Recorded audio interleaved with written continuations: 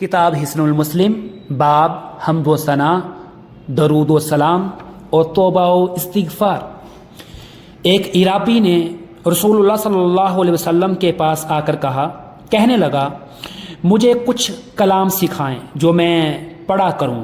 آپ صلی اللہ علیہ وسلم نے فرمایا کہو لا الہ الا اللہ وحدہ لا شریک لہ، اللہ اکبر کبیرا والحمد للہ کثیرا وسبحان اللہ رب العالمین، لا حول ولا قوة الا باللہ العزیز الحکیم۔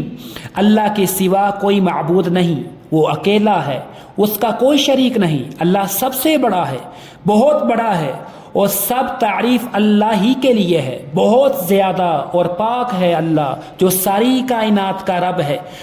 برائی سے بچنے کی ہمت ہے نہ نیکی کرنے کی قوت، مگر اللہ غالب اور حکمت والے کی توفیق ہی سے۔